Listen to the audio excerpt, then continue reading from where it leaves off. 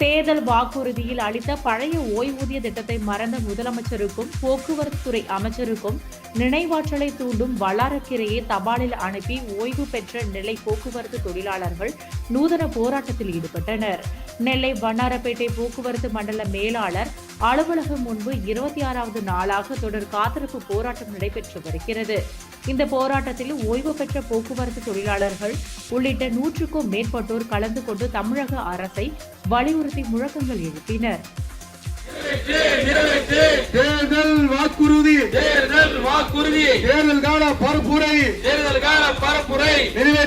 நிறைவேற்று மாண்புமிகு முதல்வரே சொன்னீர்களே மறந்து போச்சா 4 ஆண்டு ஆகிய பின்பு மறந்து போச்சா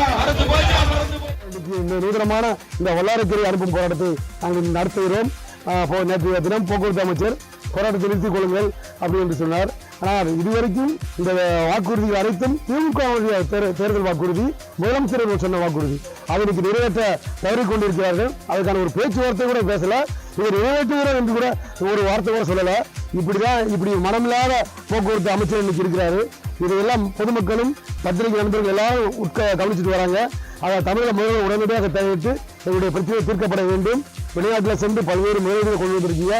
உள்நாட்டினுடைய வளர்ச்சிக்காக போக்குவரத்து துறை கடந்த 70 ஆண்டாக தொடர்ந்து மக்கள் பணிகளை செய்து வருகிறோம். எண்ணற்ற தொழிலாளர்கள் இந்த பணிகளை இறந்திருக்காங்க. உடல் உபாதைகள் ஏற்பட்டு கைகால் ஊனப்பட்டோடு இருக்காங்க. இவருடைய வாழ்வை நீங்கள் கருத்தில் கொண்டு எங்களுக்கான கோரிக்கை நிறைவேற்ற வேண்டும்.